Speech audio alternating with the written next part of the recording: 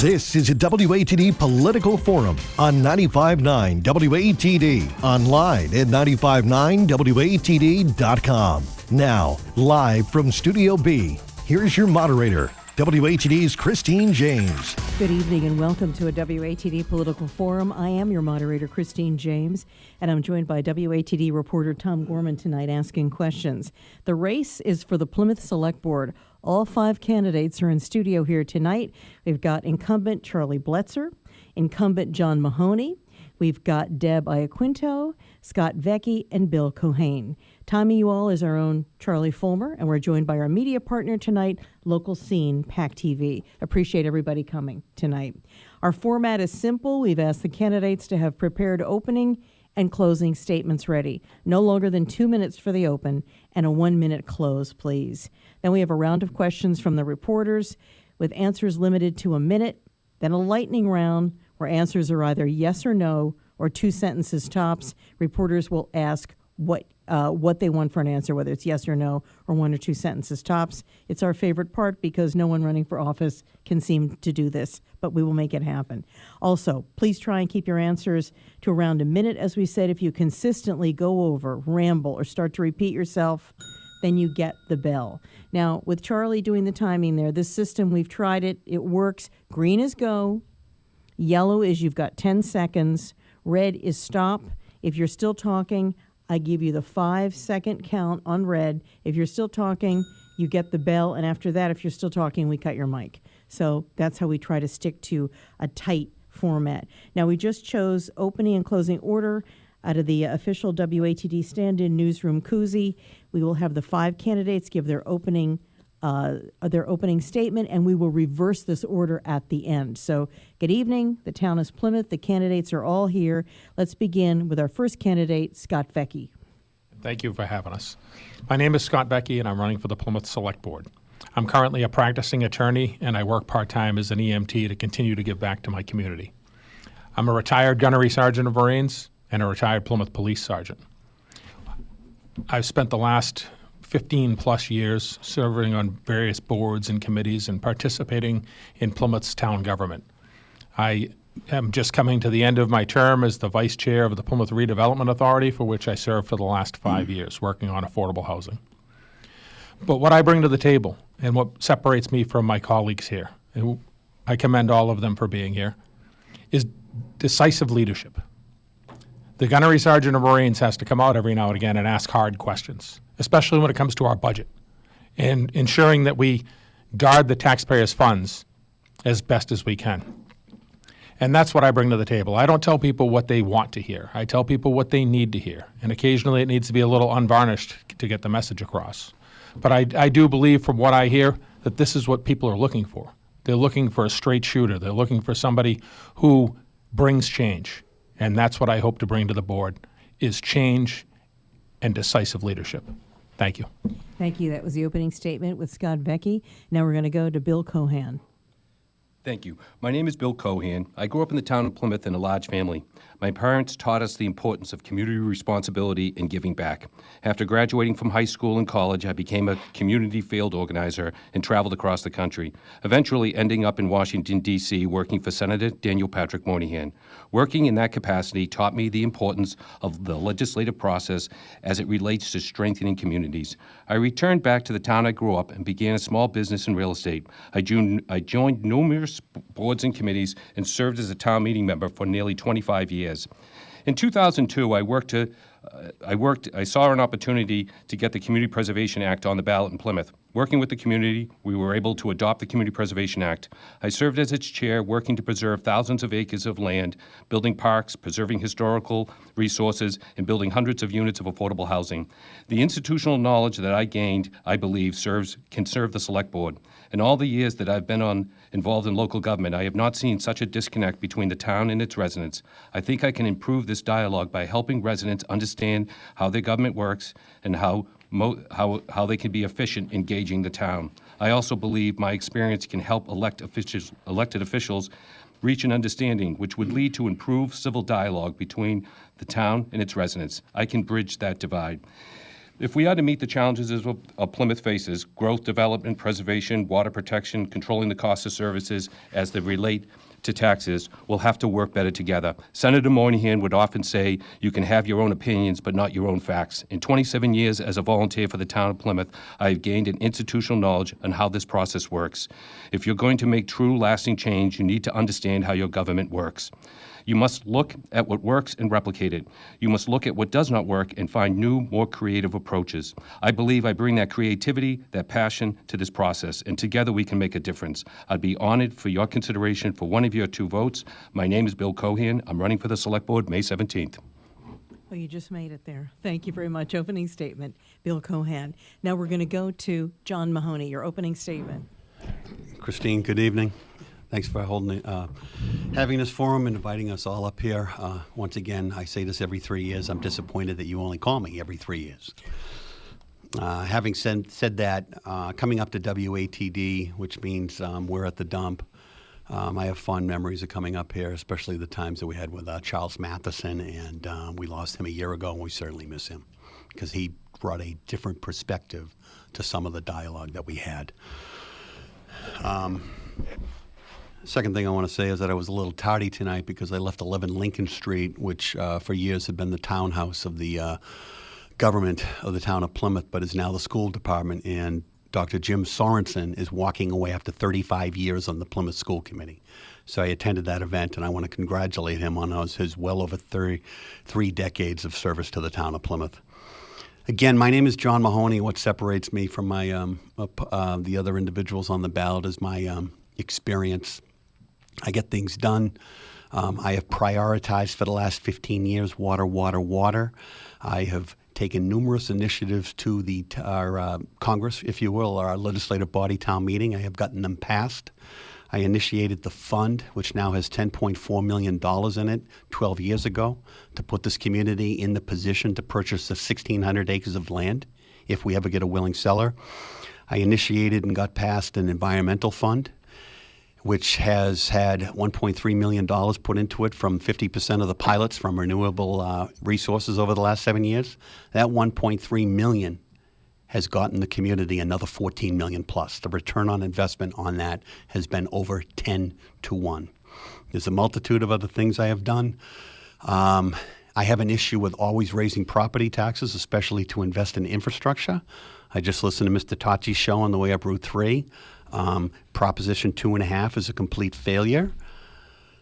And hopefully we can get into the rest of that over the course of the next hour. Thank you, Christine. Thank you. That was John Mahoney, opening statement. Now we're going to go to Charlie Bletzer.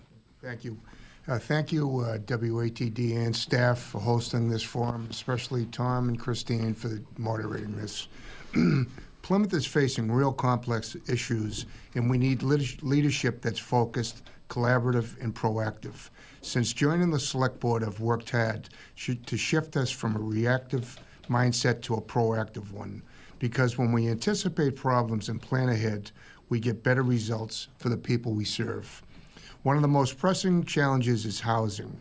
Too many of our working families, even our seniors, are being priced out of the town they love. We need more workforce housing so people who work here can afford to live here. When residents live and work in the same community, they become more engaged and invested in its future, and that's what Plymouth needs. We also owe it to our seniors, many of whom have lived here their entire lives, to ensure they can retire in dignity. That means prioritizing affordable senior housing, not just as a policy, but as a moral commitment. And when we talk about housing, we also need to talk about local control. State laws like 40B can place an unfair burden on towns like ours. But if we take action now, by addressing housing head-on, we can shape our own future and protect our ability to make decisions locally. Of course, none of this matters if our residents are being crushed by the cost of living. Sky-high utility bills are hurting hard-working families. While we can't fix this overnight, I've built strong relationships with our state delegation and county officials, to advocate for relief. And I'll keep pushing every day to ease that burden. In everything I do, I'm guided by one belief. Leadership should serve the people. That's why I'm asking for your vote to continue building a Plymouth that's more affordable, more inclusive, and more prepared for the future. Thank you. Thank you. That was opening statement from Charlie Bletzer. Now we're going to go to Deb Iaquinto. Thank you, Christina, and thank you all for having us here tonight. I'm Deb Iaquinto. I've lived in Plymouth for about 15 years, and I've been active in the community since I got here, working on environmental issues through Sustainable Plymouth and the Open Space Committee, and on civic issues through the League of Women Voters. I spent most of my career as a communications and change management professional. I was a partner in a global consulting firm. I was able to take an early retirement, so I became a public school teacher.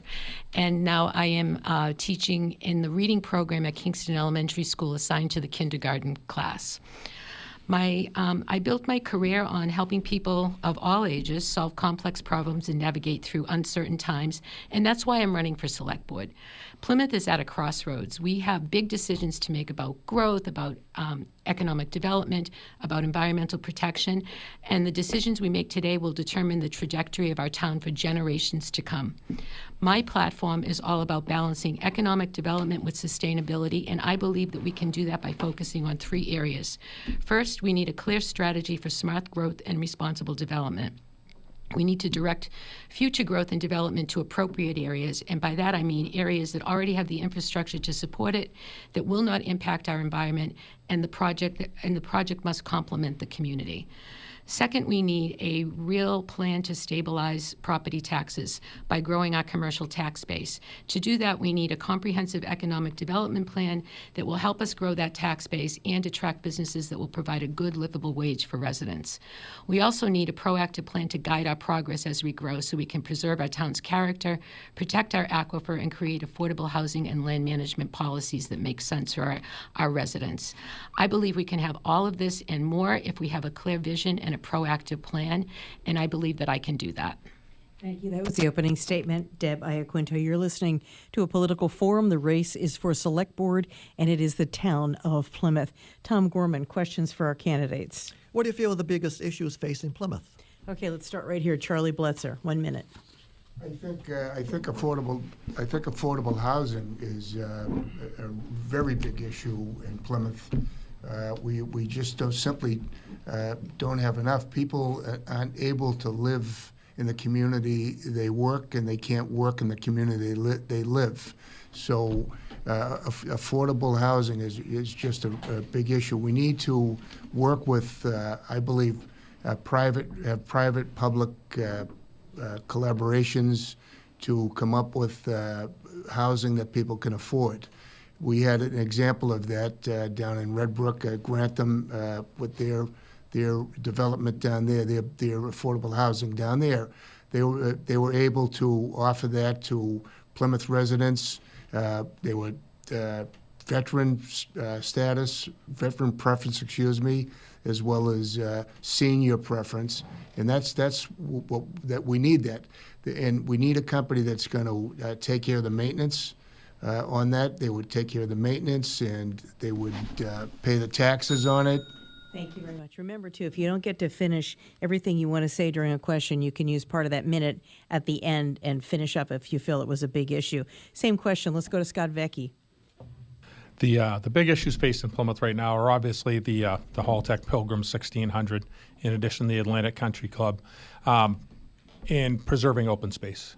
Because the more open space we preserve and the less we develop, the less we burden our other sources of infrastructure and services within the town. The other thing that people are worried about is they're worried about their taxes. We need to look for and find real tax relief, especially for our seniors. When you have people who are on fixed incomes and they're living check to check on Social Security, and the town continuously increases fees and fines and stickers and all that other stuff, and what's basically a hidden tax, that crushes our most vulnerable population, which is our older folks on a fixed income. And in addition to that, sorry, I lost my train of thought, but I'm at 30 seconds anyway, so we'll close up with that. Okay, thank you. Same question, Deb Iaquinto. Sure. I also think that affordable housing is the biggest challenge that we face in Plymouth right now. Everywhere I go, everyone I speak to has a story to tell about a senior citizen that's being priced out of their home, or a working age family that is not able to find a house. or young single adults that are not able to even find apartments to rent that they can afford. And unfortunately, we're stuck with the state's definition of affordable, which isn't truly affordable for our people.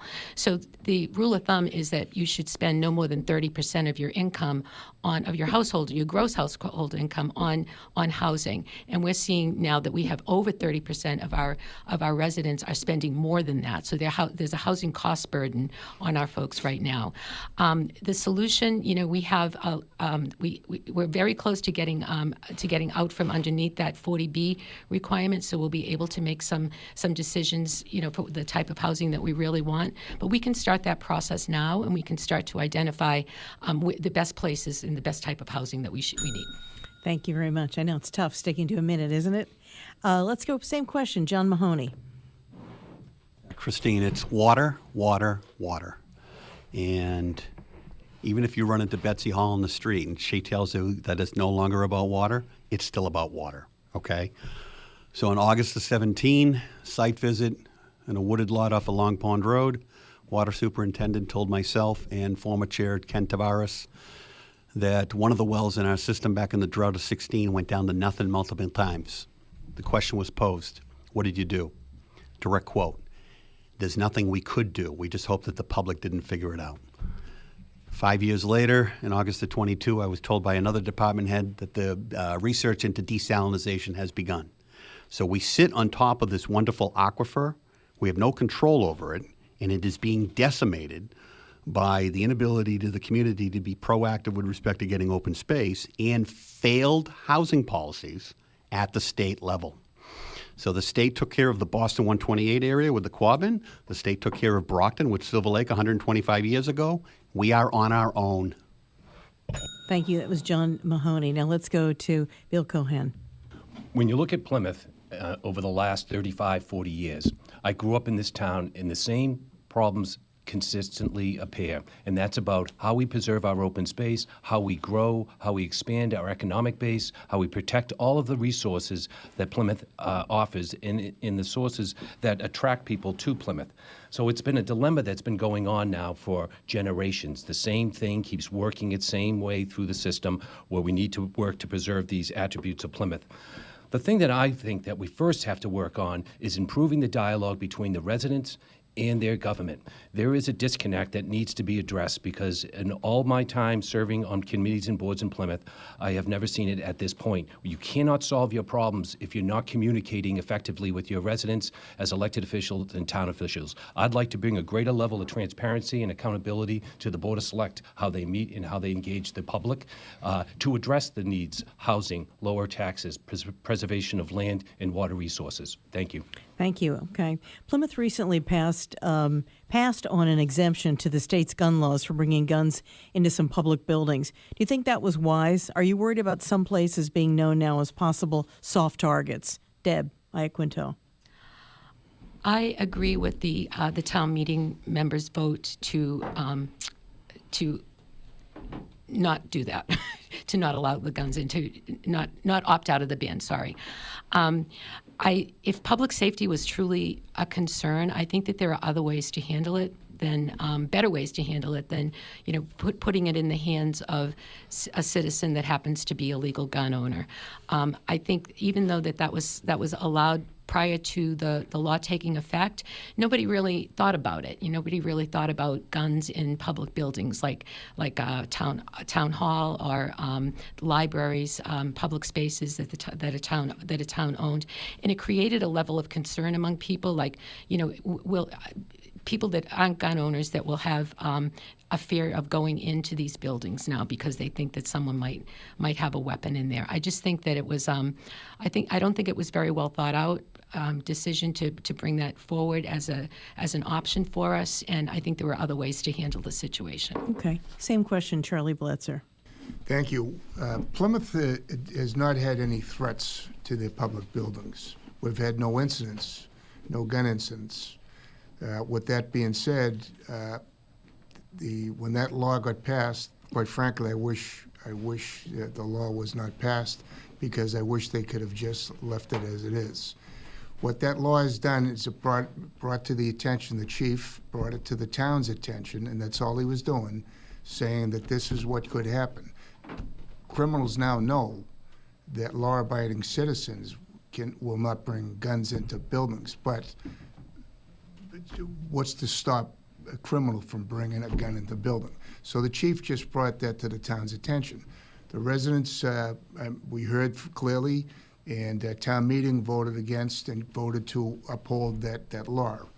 And that's what happened. But it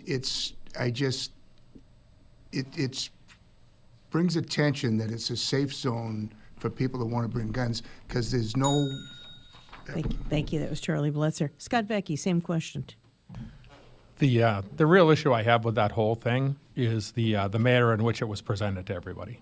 And maybe it's just my opinion, but I really don't think a department head should be proposing a warrant article on such an issue. But if you look at it from a constitutional point of view, what should have occurred is a townwide referendum, a binding resolution that everybody in town would have gotten a vote on. But it didn't. It went to town meeting. It was kind of rushed into town meeting. There was a lot of rhetoric on both sides. I'm an attorney, and constitutional law was one of my strong points when I was in law school. It was my favorite subject, knowing how things are and why they are. And when they were writing Chapter 135, which is the gun law that we're talking about, I was telling numerous members of the state delegation that large portions of that are unconstitutional and are probably going to get overridden anyway at a court case somewhere down the road. Okay. So that was my problem. My problem is with the constitutionality of Chapter 135 and the manner in which it was presented. Okay. Same question, Bill Keohan.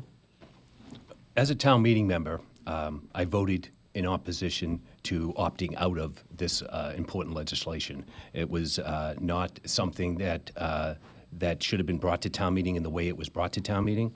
I think that it was moved very quickly to town meeting with a very limited debate. Initially, the select board was recommending it. Eventually, they changed their mind because the community was concerned about this opting out legislation. It was not going to make our public buildings any safer.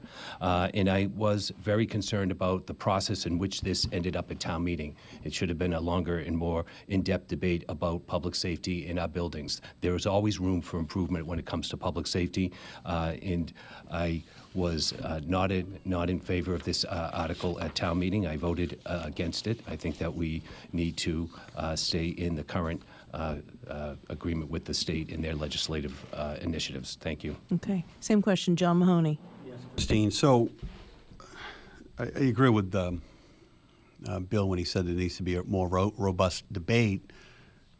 But any debate in the future has to have more data presented, especially not only to the public, but to the 162 town meeting members. So I do know that I believe that the chief and the town manager are beginning the process of looking at a menu, if you will, to provide the public and the town meeting members that if this were to come back, what are the buildings that falls underneath this? Which ones are maybe more safe or less safe than the others? And what does enforcement of the law look like? Okay, are you down to one entrance? Is it two entrances? Is it three entrances? What do you need at each entrance to, filter out any potential, firearms that might come into the building, and what's the cost associated with that? So that process has already begun, and I don't know if it's 6 months or 2 years away, but that data will be put out there. I'm going to stick to this topic of law enforcement because I know that on the ballot questions, question number 1 says, shall this town revoke its 1917 acceptance of the Civil Service Law, Chapter 31 of the Massachusetts General Laws for the Police Department, meaning taking it out of civil service? John Mahoney, do you think that's a good idea? Yes, Christine, I do. I think the Commonwealth does some things very well. There's a lot of things they don't do well, and one of those things is they don't look at laws that they pass 40, 50, 60 years down the road and say what works with this law and what doesn't, okay? And I'm not saying get rid of the law like 40B, but you need to amend it. Chapter 61, you need to amend it. Here's another example, civil service. I think it was passed in 1892. The town of Plymouth voted it in 1916. The amount of communities underneath this is dwindling very rapidly. It's kind of an antiquated system. It no longer works. If Chief Flynn loses an officer tomorrow, he doesn't replace that person for 18 months. Things like that don't work. So I am in favor of yes on one. And I believe that there are plenty of guardrails in place to protect the community from, nepotism and favoritism with respect to the hiring. Okay. Deb Iaquinto, same question. What do you think? Yeah, I also think that we should vote yes on one. I think that we would have a significant public safety issue if we don't already, because of our chief's is hamstrung in terms of being able to recruit and retain the number of officers that we need for this town.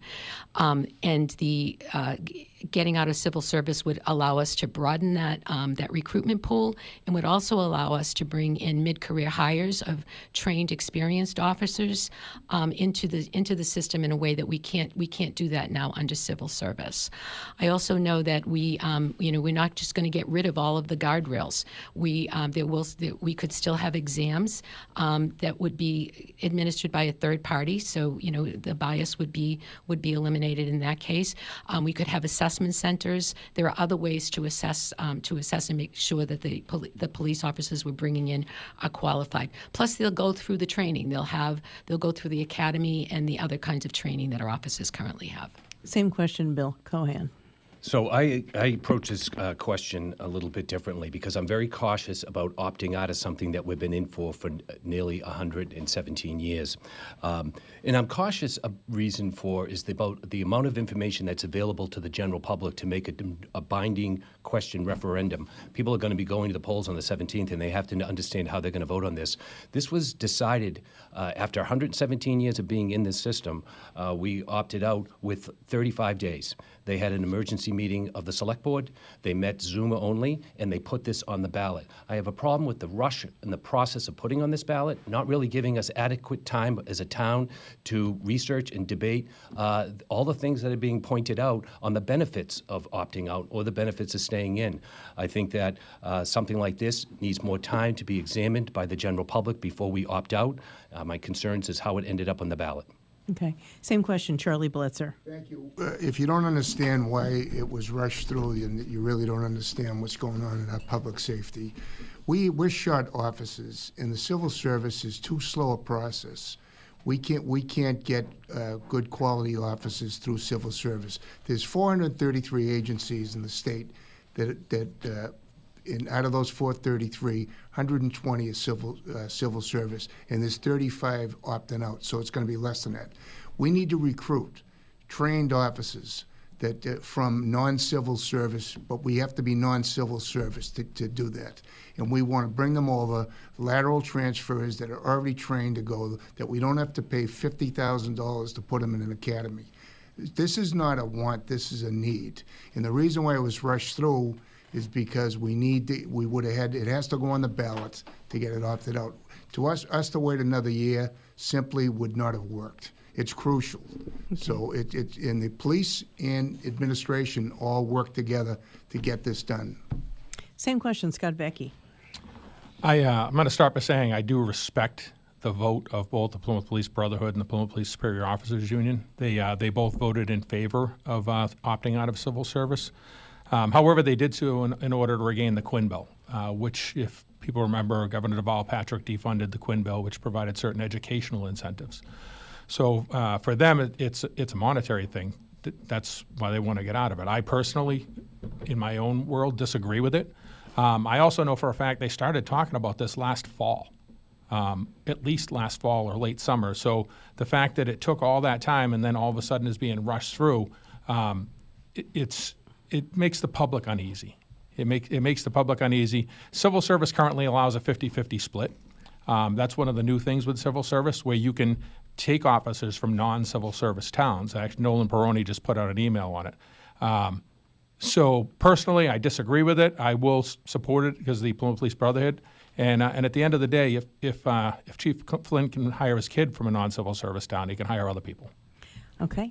You're listening to a political forum here with the 5 candidates for the Plymouth Select Board.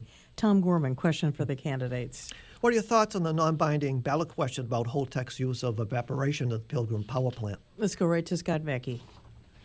I think any release of any type of radioactive material into our environment is a bad thing, and it appears that Holtec's trying to get out on the cheap. And what they were supposed to do was they were supposed to package that up and send it off to a facility where it could be stored or managed or cleaned up in some way, shape, or form. But what they're trying to do is they're trying to get rid of it on the cheap by just letting it evaporate or speeding up the evaporation process. The problem is our blue economy. Holtec is right on the water. Any type of contamination that gets into our water, our salt water, could really damage the blue economy. The blue economy is still a huge thing. Granted, when my dad was a kid working on the fishing boats, and when I was a kid, when all the fishing boats would come and go right out of Plymouth Harbor, it was a bigger deal. But we still have a robust lobstering industry, and we have the oyster farming across in Duxbury Bay. So that's my main concern, is protecting our environment. Okay. John Mahoney, same question. Christine, the number towards the end of March, the latest number, Tom, was that the amount of water still on site is about 840,000 gallons. So obviously it's down a few 100,000 over the course of the last couple of years. So they're playing the long game. Obviously, I do not want to see any of this water put into our our atmosphere or into the Atlantic Ocean. But this is the current situation that we're in. The only other thing that I would say is that I can tell you right now that the state delegation, the federal delegation, and anyone who has been on the select board in Plymouth for the last decade has always been advocating intensely to the governor of Massachusetts, whether that's been Healy or Baker, to make sure that they know what exactly is going on within the context of that plant. Charlie Baker took a tour of that plant because I advised him to do that. So somebody was concerned that it might be misleading that we weren't doing our job, but this has been a focus of the community for a decade. Okay, same question. Charlie Bletzer. Yes, I believe that question is that the town, the select board, that we can have a seat at the table to negotiate that. And I know we're against it, and that's really what this is about. And we're working with the state and the federal, and we want to have a say at the table. So I support that. Okay. Same question, Deb Iaquinto.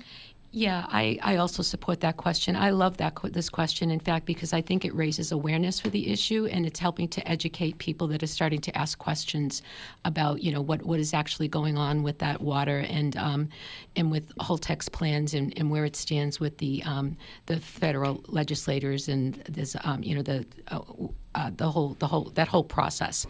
I am very grateful for the work of some of our environmental groups. Save the Bay, for example, has been very active in bringing this to our attention and also in advocating for it at the state level. So I think it's great, and I can't see any reason why it's not going to pass. Okay, same question, Bill Keohan. I also support this ballot question. I think it's a very, very important issue. The town has been doing what it can in its committees to engage the state and federal delegation and our state and and our federal government on the importance of this subject matter. That's a good thing, but this is only allowing the residents to weigh in to encourage everyone to continue talking about this very important issue, because we do not want to release radioactive material into our bay or into our air that would make Plymouth toxic in a way that it would hurt its economic viability on its nearly 22 miles of ocean front, and all the work that we've done over the last 30 years in land preservation and water protection. We wouldn't want to threaten that. So it's critically important to make this issue a priority for the residents and for the town and the state and the federal government, and how we decommission that plant safely. Now, this is from our Plymouth reporter, Bobby Clark. She couldn't be here tonight, but she sends in the Zoning Board of Appeals, or ZBA, a powerful board that's often the final word on whether or not a project goes forward and in what form. The ZBA is appointed by the Select Board.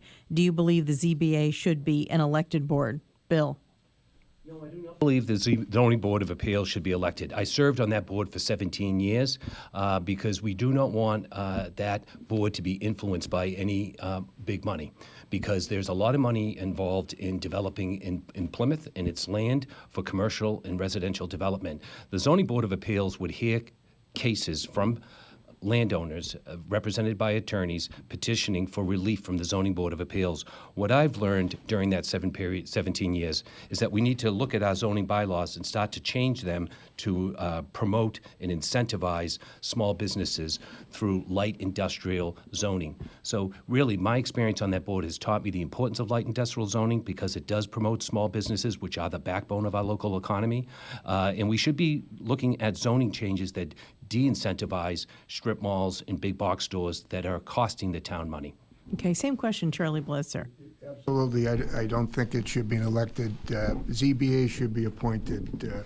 It's a very important board. It takes a lot of money to run an election, and I think if we did that, that's a non-paying job. I don't think we'd have the quality of candidates that would do that. As that my fellow candidates here can tell you how much it costs to run an election, and I don't think we'd get the candidates that would want to do that. So we need you need to trust your select board to appoint the appropriate candidates that are qualified to be in that board. The ZBA is all about legal issues. It's a legal thing. So it's all about laws, enforcing laws. And I just think if it was elected, a lot of people wouldn't run. It takes time, it takes money, and simply we're lucky to have the volunteers that we have on that board and the quality we have. So, thank you. John Mahoney, elected or appointed ZBA, what do you think? Absolutely appointed, Christine, not elected. So the Zoning Board of Appeals is you're showing up in front of them because you're looking for some sort of relief that might not be, completely crazy. And I just want a board that obviously is appointed by the Select Board, but is objective and interprets the bylaws and makes an objective evaluation as to whether or not to provide relief to the individual in front of them. Be professional about that while they're in front of them, and obviously give everyone within the context of whatever case it is the opportunity to weigh in publicly. And then on economic development, we just need to focus on our village centers in the existing commercial industrial areas that we have and make sure that they are maximized out in that before we move on to create any other acreage underneath those umbrellas. Same question, Scott Vecchi. I'm actually very intrigued by the question. I never put a lot of thought into that. But I'm also a big believer in giving the voters recourse. And if they see something that's going on, they see some problems that are happening. We have a lot of problems right now with our public discourse. We have, it's on both sides, whether it's on the board or whether it's the people at public comment. We have a lot of divisiveness going on right now. A lot of decisions are being made that a lot of people don't agree with. So I'm a big fan of giving voters recourse, to affect their government directly. When you step it down from you elect the select board and then they appoint people and you hope they appoint people that you like, and if they don't, then like I said, what's your recourse is against the select board. So I'm actually intrigued by that.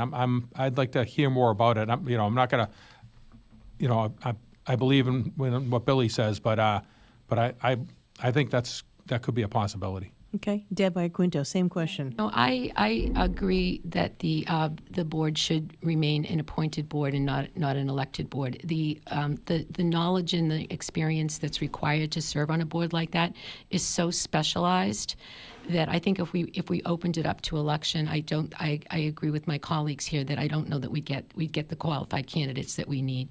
So it really does need to be a thoughtful selection process and interview process and assessment process that the select board does in order to identify the best, most qualified people to sit on those boards. My experience in observing the Zoning Board of Appeals has been that they are incredibly thoughtful, very objective, and really take the time to ask the very tough questions and make very informed decisions. So I don't see a need for a change at this point. Tom Gorman, questions for the 5 Plymouth candidates here on the WATD Political Forum, also with our media partners tonight, Local Scene, PAC TV. What needs to change in Plymouth town government, or should there be any changes? Let's start with Charlie Bletzer. Change in town government. Well,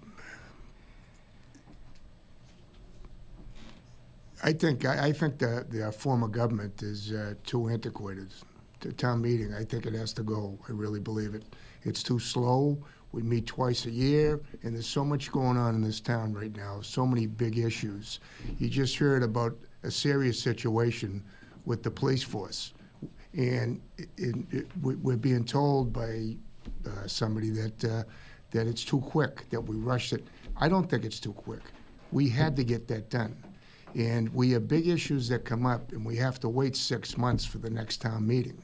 And then it takes a time after that for that to go through. So I would like to see a city management council form of government. I'm not sure if it's mayor, but I think town meeting, it's too slow, it's antiquated, and I think that's the biggest change we need. Same question. Scott Vecchi, what do you think? I think there's quite a bit of change that's needed in the town of Plymouth. And myself and Billy, we sat on the last charter commission, and we went through our charter line by line by line. And one of the things that we talked about repeatedly was how to create more voter engagement, how to get more people to the polls, how to do us. Not just that, but we came with a litany of suggestions that we brought to the ballot. Unfortunately, that charter didn't pass, but it doesn't appear that people have learned the lesson from that charter commission, because we just shuttered 9 polling places. We shuttered 9 polling places right before a municipal election. The mail-in ballots have a 2-week window. They literally just went out. I think the end of the month, and they have to be back in mailed by the 14th, so they can be received on the 17th. So all these things that we're doing right now are 180 degrees from what the Charter Commission, who held public hearings and talked to people and had speakers come in and said, what do we need to do? We need to reopen the polling places. Okay. Deb Iaquinto, same question. Yeah, so this is an interesting question, because I am incredibly impressed by the volume of information that our town meeting members digest twice a year, looking at the budget numbers so carefully and asking good, intelligent questions, and then doing their job of going to town meeting. However, I think there are some ways that we can make the government that we have now, which is town meeting, much more efficient. One of the things that I'm very concerned about is that each of the precincts sort of has a different level of commitment and involvement. So we have some precincts that are incredibly collaborative and engage their constituents in the process. We have others you can't find people to serve on their committee. So there's an inequitable distribution of representation, I think, across the town. So we need to do something. We need to do something to fix that. So anything that we can do to make it more efficient and more engaging, I think we should look at that while we have that form of government. Bill Keohan, same question. This is a very interesting question, because I have served on committees and boards now for 27 years, and I've seen the strengths of the town and the weaknesses. We need change, and to have effective change in a community, you have to understand how the government works. You don't want to be throwing the baby out with the bathwater. There are things that work in our government that we need to improve on and build on. There are things that we definitely need to change, and we need to change first on the executive level with the town. It needs to be more engaged with the community, more transparent. I believe as a select board member, I can bring this level of energy and passion to the select board, where we are being more communicative with the residents, more collaborative and more passionate when it comes to solving our problems, not dividing us community, but uniting us behind this idea of a better line of communication. The type of government we have to work for it within the time being, and this is one way we can improve our government first and foremost. John Mahoney, what do you think? So, Christine, I'm going to answer that question with a question. So in December of 23, City of Brockton woke up, looked at their books for the fiscal year 23 that ended on June 30th of that year, and they couldn't find $15 million. So I'll ask you, who was fired in that community? The answer is no one. Mm-hmm. Okay? Mayor, City Council, 10 people in charge. We can't find $15 million. So the statistical probability of that level of incompetence occurring in the town of Plymouth is 0. The community has had 3 bond upgrades over the course of the last 20 years. Everything I've done since I've been on this board is to look for efficiencies financially in the budget. I've taken probably 5 to 7 significant proposals to the town meeting body over the course of 15 years. As long as you can get up in front of that body and explain to them the benefits of why it makes sense for the town, they're going to pass it 99 out of 100 times. And I've been able to do that. Outside the box thinking. We do not need a change of government. That is a false narrative. Okay. Transparency is a much used word, yet when things happen in just about every town we cover, with key officials in town, little to next to nothing is known, and the rumor mill starts up, and it gets ramped up. Not sure how much can change in this direction because of personnel rulings, laws, and just the culture of town government. What do you think, John Mahoney? I have always been, obviously, I mean, this is kind of a joke, but I mean, I'm glad I didn't have Facebook in high school, Christine, okay? But nowadays, people get a hold of me via email, personal email, town email, cell phone, and Facebook messaging, okay? And sometimes I need help with some of that, and I reach out and get that help. I'm probably brutally honest to a fault. I'm always available. There are very few things that I will restrict my conversation of. I've had people call me up in the last week and have been critical of me because I haven't divulged information from executive session on Atlantic Country Club, okay? Because it was inappropriate, all right? It wasn't ready for prime time yet. So I believe I have no problem with the board. I think they have taken unnecessarily a hit over the course of the last several years with the use of executive. It's very limited, negotiations, real estate transactions, or some sort of litigation. Same question, Bill Keohan. This, again, is a very important question. It's one of the passions that I brought to this idea of running for office. I really want to see a select board that is more transparent and more accountable around these questions. And that is, we're spending too much time in executive session. If I was to be elected to this board, I'd be asking for town council written opinion of why we're going to executive session and what we will be talking about before I vote to go into executive session. I think that's incredibly important, that the rumor mill gets started when a demographic of the population is not involved in this conversation. Atlantic Golf Course is a good example. There were lots of concerns about how we were noticed and how we were going to respond to that. We were able to make the right decision, but I think it would have been a much more effective way of collaborating with the residents on how best to respond to something like this. Again, if I was to be elected to the Board of Select, I would be cautious about going into executive session without proper legal written notice from the law firm. Okay, same question, Scott Vecchi. The applicable quote on this is sunlight is the best disinfectant. And people want to know what's going on. And again, there's certain things you can't talk about. You can't talk about contract negotiations and lawsuits and all that other stuff. But people want to be informed. They want to get an answer when they ask a question. There's an appearance of things occurring behind the scenes with little or no input. And you have to accept that sometimes appearance becomes reality. What people perceive as happening is what they believe, and it perpetuates itself. So one of the things I want to do is something that nobody's done before, which is to actually have office hours. Our state delegation, you can find them at the Council on Aging, you can find them at Town Hall, you can find them out at their office in Cottage Park. And I plan on setting up, at least once a month. If not, I'd like to do it bi-weekly. Be in some place where the voters have access to come in and ask whatever you want. And I think that's the best way to get transparency.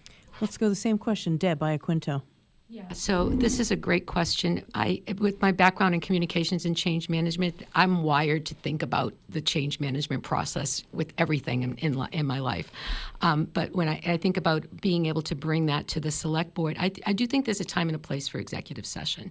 But I also know that you can't impose change on people and expect them to accept it if they haven't been involved in the process. And to me, it's a very simple process of identifying what the problem is, identifying why it's a problem, identifying what some of the options are, and then getting input from the residents about their thoughts and ideas. The people that are going to be impacted by whatever the change is, whatever the decision is going to be, need to be involved in the process. So to me it's all about communication, change management, being open, and finding ways to engage residents in the process rather than impose it on them. Okay. Charlie Bletzer, same question. Thank you. And once again, I'm really surprised at Mr. Keohan not understanding about executive session, the legalities of that. And we've had a lot of executive sessions because there's been a lot of very important issues that negotiations or land transactions that we've had to go into executive session about. And that's how it works. And he talks about change. Oh, yeah, I'm part of the change. I'm new. I haven't been around for 23 years in government. And I'll tell you, one of the big changes that we did is CPC. We changed the chairman. We didn't reappoint them. And there's reasons for that because of the mistakes that were made. And I could point out the Symes House, Oak Street, Nelson Park, many mistakes that were made in purchasing or not purchasing. But he's critical of the government now about change. I am part of the change. When I got elected, we had problems with our roads. We had problems with our buildings. We didn't have money for the Holtec mitigation. Thank you. Sorry. Bill, he mentioned your name. You got 30 seconds to make a comment, and then we're going to go to lightning round real quick. I'm very proud of my service on the Community Preservation Committee, working to get it on the ballot, get it passed. After 23 years of preserving thousands of acres of land, restoring historical buildings that work to our economic development of our town, building affordable housing. I tried very hard during that period of time to keep that fund independent from the town. It's like a cookie jar. I didn't want to see the town have an overreach on that funding source. So obviously which this selectman speaks of is a motivation for the town to remove people from that committee. Thank you very much. We're going to go to lightning round, running a little bit behind. Remember, lightning round, yes or no, very, very quickly. Name the two most outstanding Plymouth Town officials in the last 10 years. John Mahoney. Two most outstanding? Outstanding town officials, last 10 years. Lightning, quickly. Ken Tavares, Richard Quintal. Okay, same question, Bill. Mark Sylvia, and I would have to say the Director of Engineering, Sid Kashi. Okay, same question, Scott Vecchi. I would say Mr. Tavares and Chief Botieri. Okay, same question, Deb Iaquinto. I would say David Gould and Lynn Barrett. Same question, Charlie Bletzer. I would say I would agree with Mr. Mahoney. That's Quintal and Tavares. Okay. We don't have time for more lightning round questions. We're going to go to closing statements and reverse the order last time. And so let's begin with a closing statement. It's 1 minute. Deb Iaquinto. Okay. Thank you so much for having us here. So the challenges that we've been talking about here tonight are not new. We've actually been discussing them since I got here 15 years ago, and they won't be solved with the same old thinking. I believe that we need fresh ideas and thoughtful leadership, and that's what I will bring to the board. I believe we can balance economic development and sustainability in a way that will improve the quality of life for all residents, and we can do that with a clear strategy for responsible growth that directs development to the right areas, a real plan to stabilize property taxes that starts with a comprehensive economic development plan to expand our commercial tax base, and a proactive plan to guide our progress so we protect what we value most in our town. I don't have all the answers, but I know how to ask the right questions. I know how to collaborate, how to communicate, and most importantly, I know how to listen. I know I can make a difference, and I would be honored to have your vote on May 17th. Thank you. Thank you. That was Deb Iaquinto. Now we're going to go to Charlie Bletzer. Thank you very much. I represent all residents of Plymouth, not just the special interest groups. I represent businesses because I've been a small business owner and I've managed a business for 23 years in Plymouth. The businesses trust me because they know that I understand the struggles they face. I represent public employees and unions because I'm also a public employee and I'm also a union member. They're the backbone of our community and work for lower wages because they need the benefits and want to work where they live. I represent families because I've raised my family in Plymouth and have the experience of that. I represent seniors because I'm also a senior and I understand the senior issues. I'm an advisor for the CAL and the Senior Task Force. At the end of the day, this race isn't about politics, it's about people. I'm running again to continue our strides because I care deeply about Plymouth and the people who call it home. I want to bring practical solutions to the table on affordability, on growth, and on supporting those who need it most. This is about building a better Plymouth together, and I'd be honored to earn your vote. And one thing you can count on, I'll always answer the call. Thank you very much. That was Charlie Bletzer. Now let's go to John Mahoney. Christine, as always, thanks for hosting this forum. It's great to see you.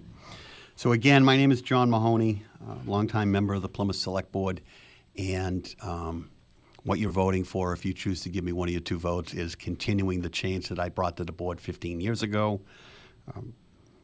12 years ago last month, I got up on town meeting floor and I advocated to create a fund that would put the community in a stronger fiscal position for if and when the 1,600 acres was available for sale.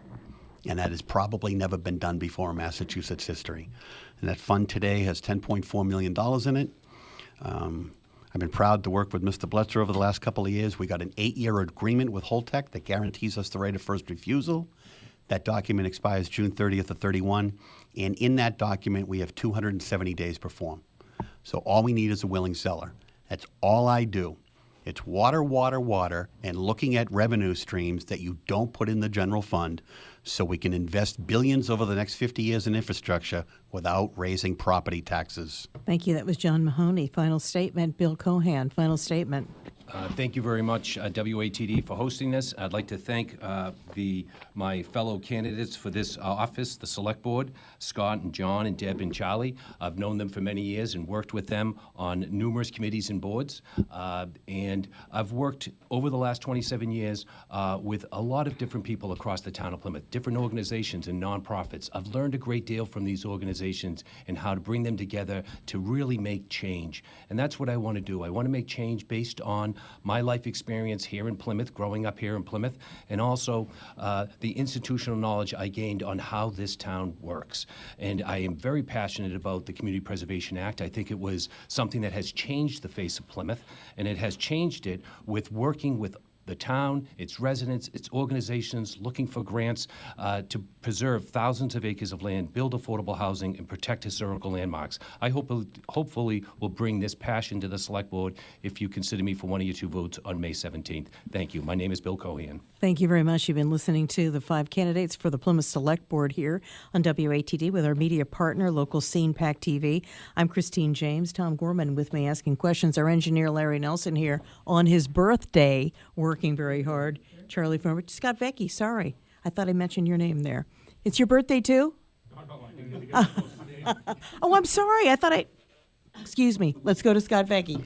I'm sorry. Thank you. Sorry to have to butt in like that. That's okay. That's and fine. just when the three things when my brain housing group kind of seized up there, sand mining. Sand mining was the third most important issue that I was going to bring up, something that we definitely need to stop. And we need to define what is and isn't sand mining. But that's not my closing statement. My closing statement is I have a lifetime of service. From when I graduated Plymouth Carver High School in 1987, joined the Marine Corps, got out of the Marine Corps, worked for the Plymouth Police Department, seasonal, then for the Suffolk County Sheriff's Department, the Transit Police, then back to the Plymouth Police Department. Now I work as an EMT on the ambulance in Plymouth and around the South Coast. My entire life has been about serving others. And I ask you to let me continue my lifetime of service as your next Select Board member. I hear a cry for change. People aren't happy with the lack of public discourse. They aren't happy with the fact of things that appear to have lacked transparency, or they aren't happy with the appearance that the town manager is telling the selectmen what to do and not them telling the selectmen what to do. Please let me be part of the change. Thank you very much. And again, this will be up online tomorrow. PAC TV will be running this as well. Remember, we tell people, get out and vote. The election, May 17th. If you don't vote, you don't have a voice. I'm Christine James, 95.9 WATD. Thanks for listening. Thank you.